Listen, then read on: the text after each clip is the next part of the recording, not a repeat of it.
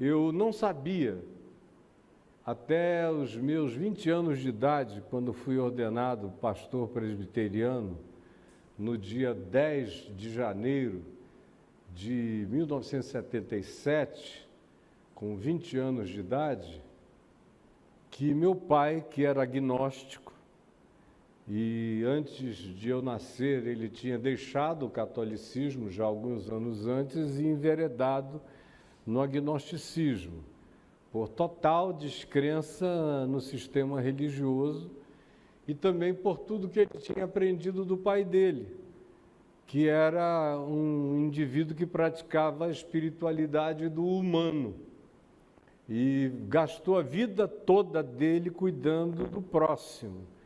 Comprou um hospital em inglês enorme, ele foi politicamente muita coisa.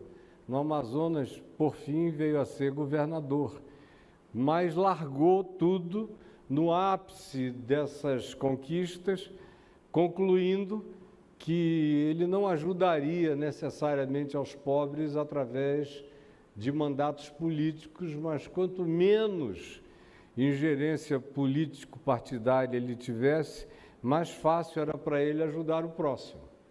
E aí comprou um hospital inglês, que tinha sido da Primeira Guerra Mundial, em Manaus, e passou a abrigar a família dele, que era grande, eram 13 filhos, ele perdeu 3, criou 10, e mais alguns outros 20, 30 filhos de criação, e uma quantidade enorme de doentes, de modo que na casa eles cuidavam de aproximadamente 120 a 180 pessoas doentes todos os dias e alguns ficavam instalados lá por meses se recuperando.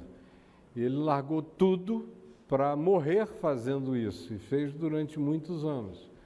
Meu pai, que foi profundamente influenciado pelo seu próprio pai, não conseguiu seguir os ditames católicos, e não tanto pela moral católica, mas porque para ele não fazia sentido que Deus, se Deus era Deus, se havia Deus, se deixasse condicionar por esquemas tão pequenos, tão humanos, tão medíocres, tão banais, numa naturalização absurda da falta de pensamento, muitas vezes, e de dogmas completamente inconsequentes e desumanos. E ele abandonou isso tudo.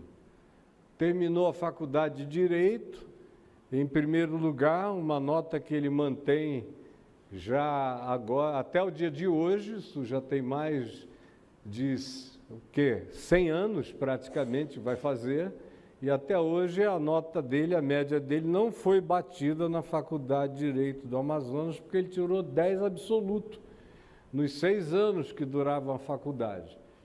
Aí começou a exercer a profissão de advogado e logo foi entrando em alguns estados de constrangimento que ele próprio não conseguia explicar. Quando veio o golpe militar, ele foi atingido frontalmente e nós deixamos o Amazonas e fomos para o Rio. Foi no Rio que ele se converteu, em 1966, lendo o Novo Testamento sozinho, e eu só vinha saber de algo que ele tinha feito no dia do meu nascimento, quando eu fui ordenado pastor presbiteriano em 10 de janeiro de 1977, na volta para casa, depois da ordenação, ele falou: tem algo que eu guardo para te dizer, eu não quis te falar antes, porque eu prometi para mim mesmo que nenhum de vocês, meus filhos, faria qualquer coisa em relação a Deus por causa de influências ou de sugestões da minha parte. Eu, quando criei em Jesus, fiquei ainda mais firme na minha deliberação de não falar nada com você. Mas você nasceu às 6 da tarde, mais ou menos.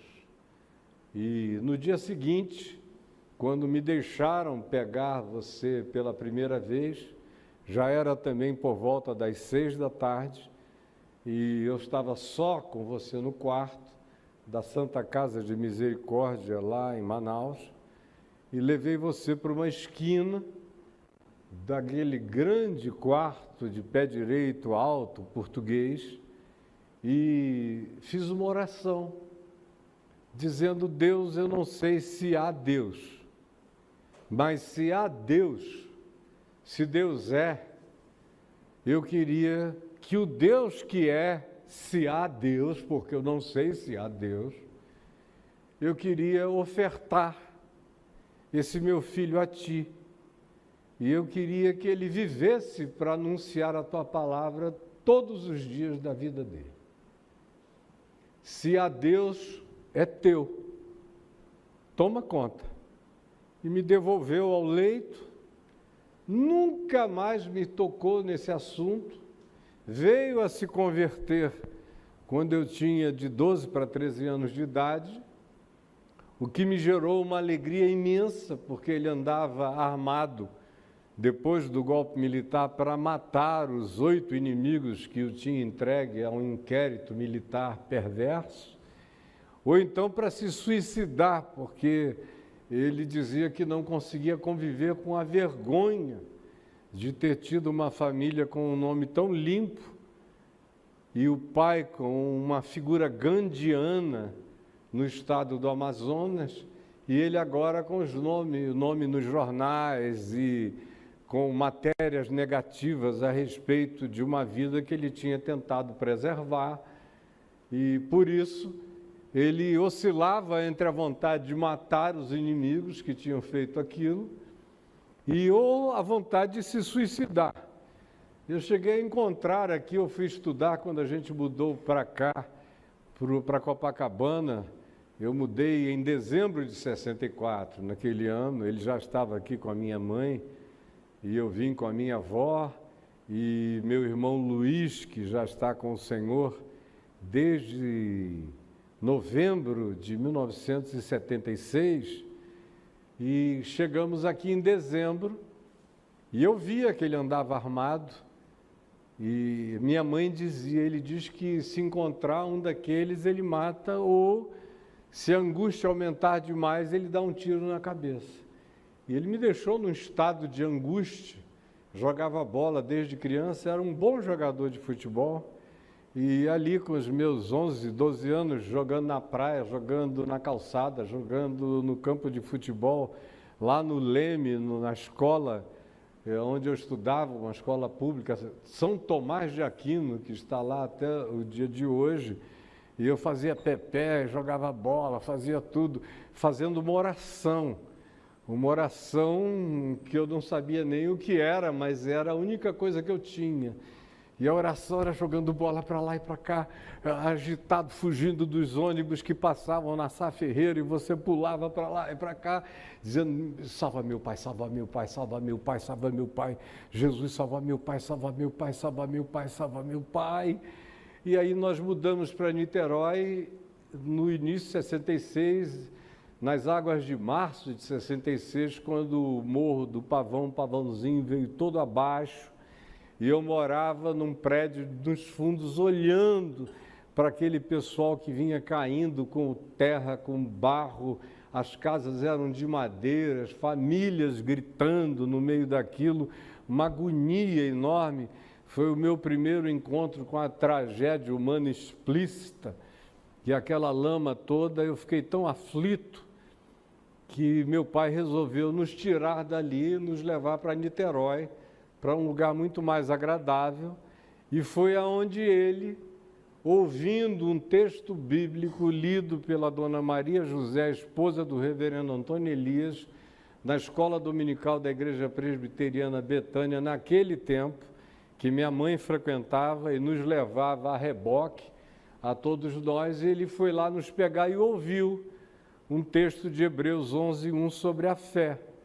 Ora, a fé é a certeza das coisas que se esperam e a firme convicção de fatos que se não veem. Aí ele saiu escondido, foi para o carro e ficou tentando não esquecer Hebreus 11:1, Hebreus 11:1. Que coisa fantástica, que definição concisa, Chegou em casa, acabamos de almoçar, e ele disse à minha mãe: você poderia abrir a Bíblia em Hebreus 11:1 para mim? Nós quase caímos da cadeira, assustados, porque ele dizia que a Bíblia era um livro da mente, produzida pela mente nervosa dos hebreus, e que só tinha contos nervosos, e agora está ele sabendo de Hebreus 11:1. Ainda disse, é sobre fé, né? E mamãe disse, é. Aí ele leu o capítulo inteiro. Quando acabou, ele achou tão lindo como literatura, que ele disse, não é possível que uma pessoa que se diz culta, como ele se jactava de o ser, não leia um livro com essa beleza literária de Hebreus, aquele capítulo com as ênfases da fé, desde o princípio da criação, enfim. Ele disse, eu preciso ler esse livro. E minha mãe, sem saber de nada sobre Jesus como chave hermenêutica, que é o que eu falo há tantos anos, ela, sem saber de nada, praticou isso. Ela falou, não começa a ler, ele abriu em Gênesis, não começa a ler daí não. Esse é um livro diferente. Para a gente entender o começo, só lendo o fim. Aí abriu em Mateus, falou, leia de Jesus para lá. Aí, quando você acabar, eu mostro como você deve ler o Velho Testamento. O medo dela é que ele engatasse nos primeiros mandamentos apedrejantes do Êxodo e do pessoal que, zeloso a Deus, traspassava os outros e, tomado pelo zelo do Senhor, mataram todos os inimigos de Moisés. Ele era aquele humanista e inveterado, e ela disse, ele não vai aguentar. No Levítico, então, ele bate de chega, prefiro o Código de Hammurabi ou qualquer outra coisa antiga, isso aqui é tosco demais. E ele começou em Mateus, leu no mesmo dia de domingo, Mateus, Marcos, Lucas, e chegou em João, às 2, 3 horas da madrugada. Quando ele leu o capítulo 19, sobre a cruz, conforme João, já tinha lido em Mateus, Marcos e Lucas, mas foi em João que ele foi descascado, escalpelado e caiu de joelhos na cozinha, dizendo, me perdoa, Jesus, eu te matei. Não foram os romanos, nem foram os judeus, fui eu, Caio, te matei. Me perdoa. E estrondava uma voz dentro dele, perguntando, e tu, perdoas os teus inimigos? E depois de algumas vezes de pedir perdão e ouvir a mesma voz, ele se levantou, pegou 8 cartões de Natal, mandou para os 8 inimigos em Manaus, dizendo, aquele que disse, eu sou o caminho, a verdade e a vida, me ordena chegar à tua presença e te pedir perdão por todo e qualquer mal que eu possa te ter feito na vida e dizer que tu estás perdoado de todos os males que tu fizeste contra mim. Em nome de Jesus, caio. E aí não tocou mais no chão até morrer, e até ir ao terceiro céu, e até ter experiências extraordinárias com Deus, que quem conheceu sabe de que estofo de ser humano eu estou falando e de que qualidade de vida eu estou me referindo.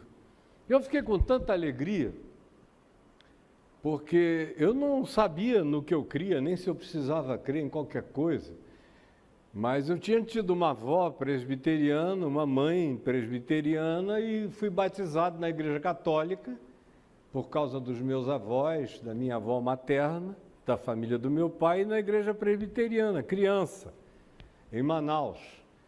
E pronto, e acabou. Como eu estava mais perto da minha mãe e da minha avó, eu vivi aquele tempo de Jesus salvar meu pai, salvar meu pai, salvar meu pai. Agora, meu pai estava fora de ameaça, de suicídio ou de assassinato, cheio de amor, parava na rua, abraçava quem passava e testemunhava para todo lado, não conseguia mais advogar nem contra aqueles que ele era contratado para advogar contra, promovia a reconciliação de todo mundo, abria mão de quantias vultosas, de inventários fabulosos, porque ele dizia, não, por que vocês vão gastar esse dinheiro todo comigo? Eu só sou esperto a beça, e vocês podem ficar com quase tudo, paguem aqui uma bobagem para mim. E ele passou a fazer isso com naturalidade, foi ameaçado de morte por causa dessas bondades. Havia pessoas que não queriam pagar menos, queriam era se vingar dos outros, e todos os que se viam não vingados ficavam zangados, e um foi matá-lo, e acabou se ajoelhando e chorando. Quando meu pai olhou para ele e falou, se o senhor quiser me matar, pode me matar, mas eu vou morrer cheio de amor pelo senhor. O cara foi caindo de joelho e pedindo perdão. A igreja presbiteriana viu que estava lidando com uma criatura totalmente especial, já tinha mais de 45 anos de idade, não tinha idade para ir para seminário, e seria quase um desperdício. Se fosse para dar aula, podia até ser de alguma outra matéria. Mas o reverendo Antônio Elias, muito sábio, falou, olha, eu vou te dar um programa aqui de 300 livros para ler, e depois vou apresentar o seu caso ao presbitério para ver se você é ordenado. A Constituição Presbiteriana tinha lá uma cláusula de vocações tardias. E como o senhor é um homem muito culto e preparado, a Igreja Presbiteriana não vai criar objeção. E foi assim que aconteceu. Logo depois ele entrou num estado monástico de muito jejum e oração direto. E em seguida começou a ser chamado para orar pelos doentes, e os doentes eram curados. Milagres extraordinários começaram a acontecer, ele tinha meses de fé, e expulsando demônios no meio daquela classe média alta de Niterói, que não sabia nem o que era aquilo, mas ele passava e o pessoal caía possesso.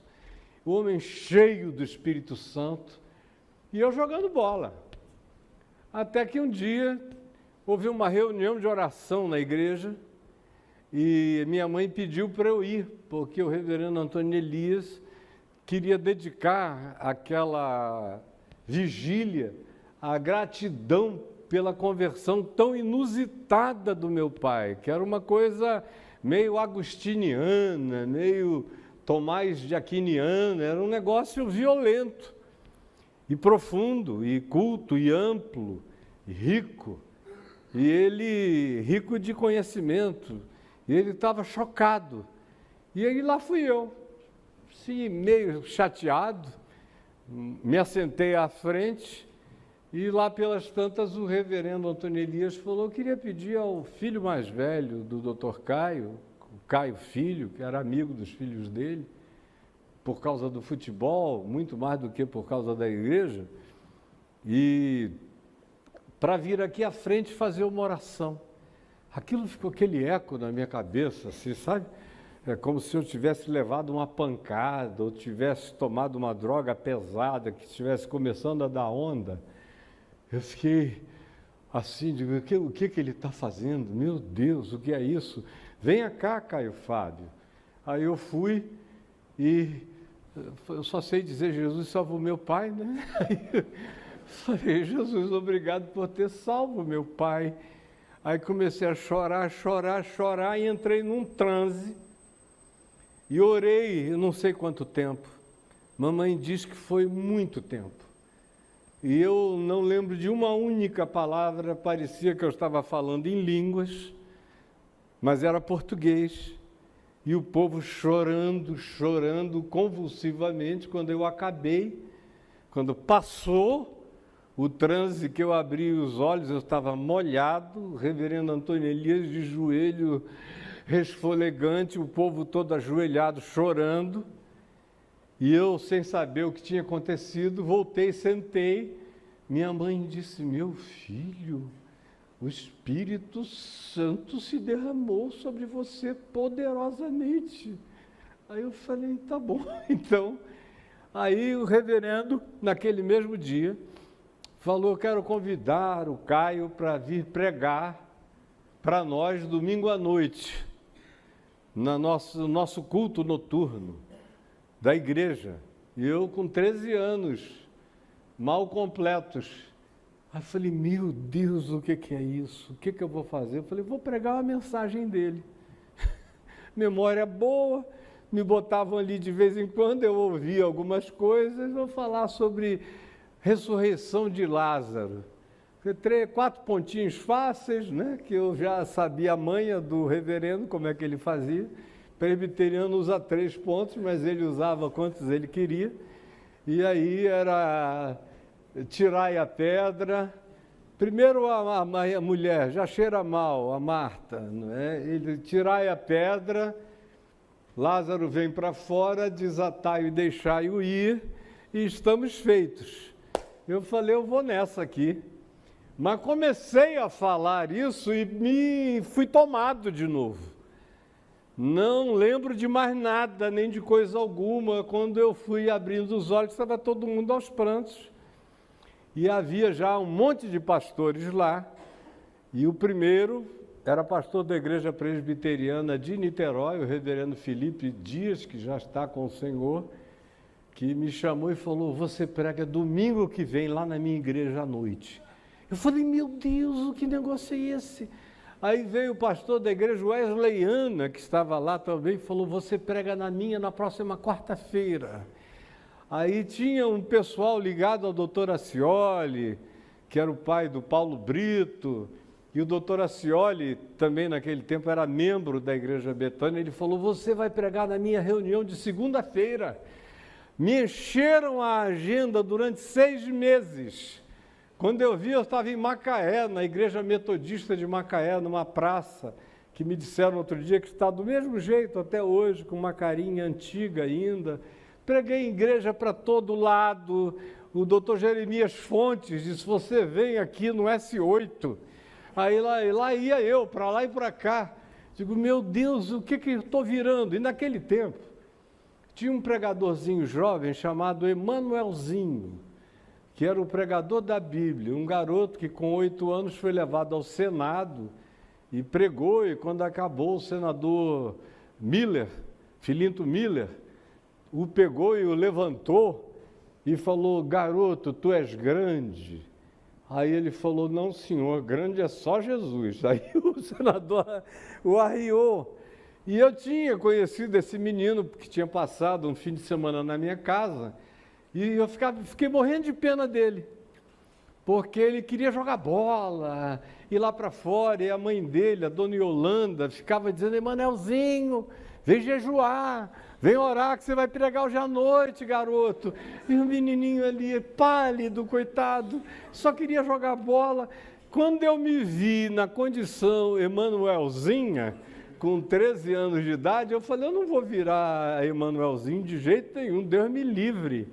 E quando eu voltei de uma viagem dessas, eu acho que a Macaé, ou um lugar assim, eu cheguei em casa e falei: ó, acabou, não vou mais.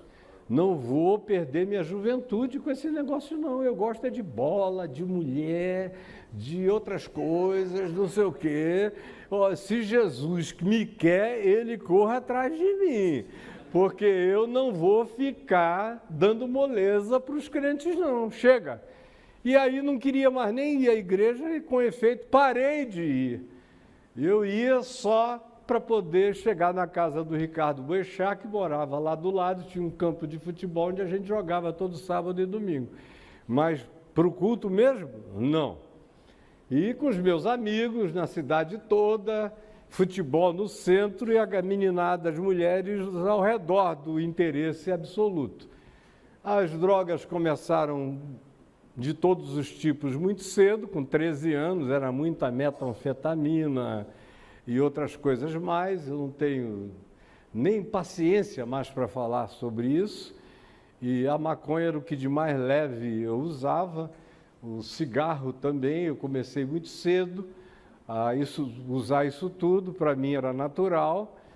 E gostava muito da noite, com 14 anos, ia para tudo que é balada, naquele tempo era outro nome, eram os bailes das casas e muita menina, muita coisa diferente, enfim. Até que meu pai teve a visão de que Deus o chamava, um índiozinho, vinha numa canoa remando, ele estava 3 dias ou 4 jejuando, e aquele índiozinho chegou numa visão a ele e falou: volta para o Amazonas e prega para nós. E meu pai fechou os escritórios, fechou tudo, não quis nem o dinheiro que ele tinha a receber, doou tudo que tinha e voltou para o Amazonas para viver como pobre, na periferia, com 2 salários mínimos de uma igreja presbiteriana das mais pobres da cidade. Aquilo me deu uma raiva, mas uma raiva, que eu disse, pelo amor de Deus, ele podia pelo menos ter pensado na gente, né? Porque eu gostava de viver aquela vida onde não faltava nada, e você podia fazer o que quisesse, de repente, tinha virado pobre. E saí de casa. A raiva foi tão grande que eu fui embora.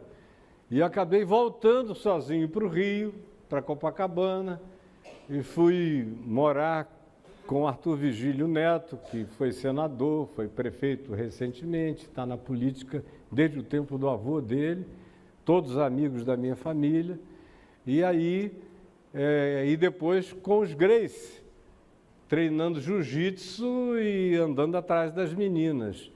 Aquele período todo, até que eu entrei num estado de angústia muito grande, voltei para Manaus, depois que 33 amigos meus foram para a Ilha Grande, presos. Naquele tempo, na Lei de Segurança Nacional, quem quer que usasse, mesmo que fosse maconha, uma quantidadezinha, 2, 3 baseados mais grossos, já era incluído como traficante, e o destino era a Ilha Grande. E eu estava cheio de amigos lá, eu falei, não vou não, fugi para Niterói, fui para a casa do reverendo Antônio Elias, ficava treinando jiu-jitsu lá com o Carson Grace, em Caraí, e falei, não vou preso, só saio daqui de volta para o Amazonas. Aí volto, alguns anos depois, para casa, chego lá novo, mas rodado, cansado, com uma vontade de morrer enorme, e tive um encontro com Deus, de verdade, genuíno. E meu pai me perguntou, qual vai ser a coisa mais difícil para você agora?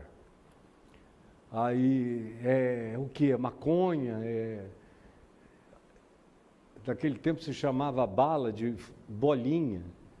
É isso, é aquilo, é LSD, o que é? Eu digo, não, pai, é mulher mesmo, mulher, que é mulher aqui no Amazonas, as mulheres ávidas pulam em cima, parece pesca na Piracema, né? O barco vai se enchendo. Eu digo, é mulher que não acaba mais. Então, o meu problema vai ser esse. Para eu andar assim, como o senhor anda com Deus, vai ter que ser muita misericórdia de Jesus em relação à mulherada. Aí eu me controlar. E aí ele disse, então, eu vou te ensinar a matar a carne. Eu falei, o quê? Lá no jiu-jitsu dos Grace não tem essa matéria da graça, né? E aí, como é que a gente mata a carne? Ele falou, você vai ler o Novo Testamento até sair pelos teus poros. Eu vou te ensinar o que aconteceu comigo. Você vai ficar tomado disso. E eu vou te ensinar a jejuar e orar. E aí nós começamos a jejuar e orar, mas eu preguei já desde o primeiro dia em diante, já saí dali, fui à praça, comecei a pregar para os amigos da alta sociedade e para os hippies. Manaus era uma capital de hippies que vinham do mundo inteiro por causa de chá de cogumelo, ayahuasca e outras coisas mais, eram todos meus amigos. E eu comecei a pregar, eles foram se convertendo, eu levava para a casa dos meus pais.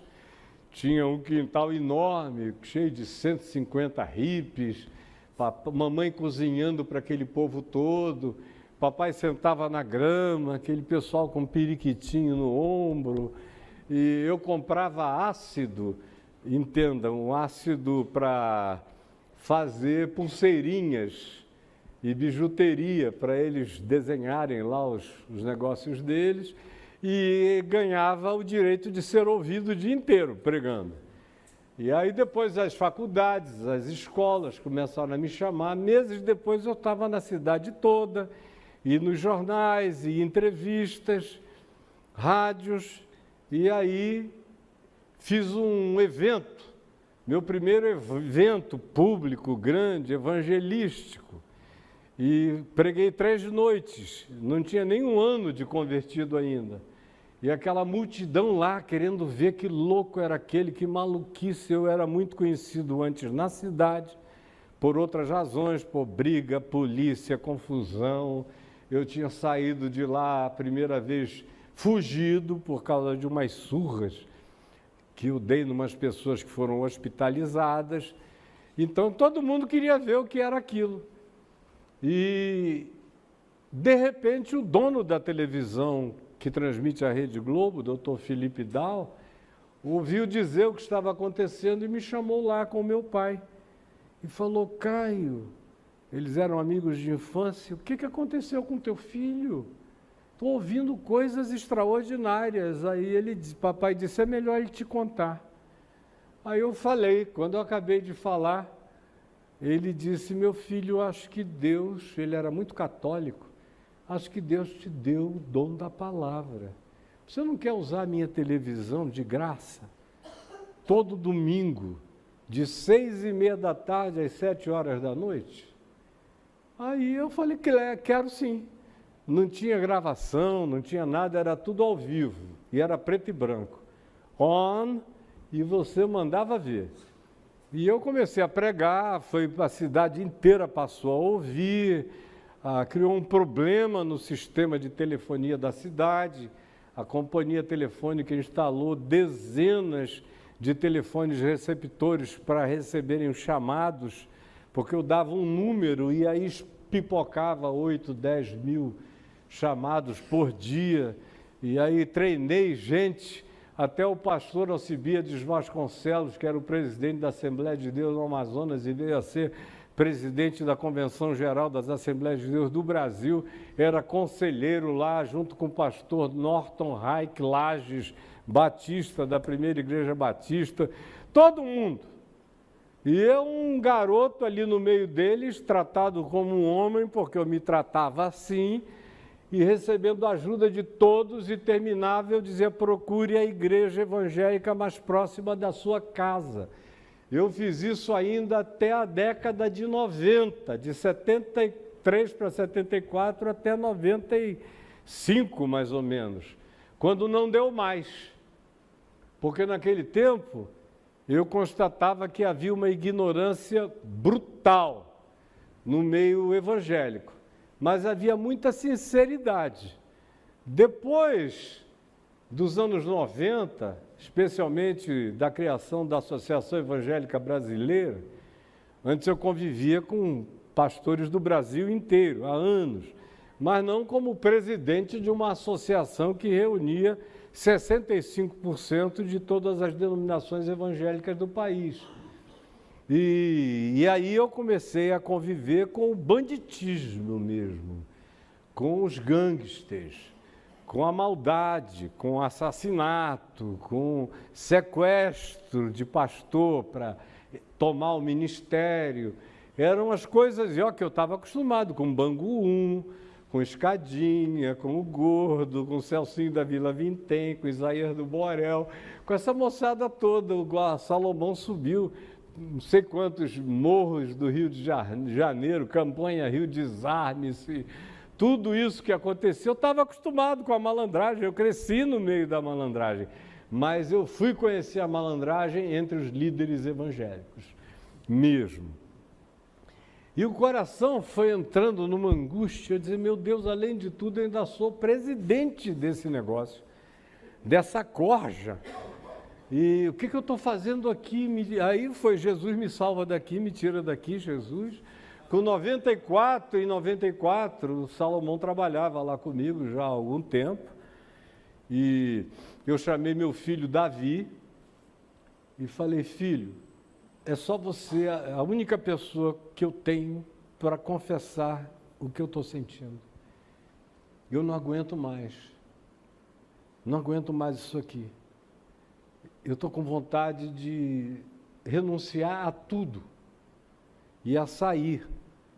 Me dá vontade de mudar para Angola ou Moçambique, começar tudo do zero num lugar onde ninguém me conheça como eu sou conhecido aqui, que eu não posso ir a lugar nenhum que todo mundo conhece, porque eu não suporto mais, é muita mentira, é muito engano, é muita pilantragem.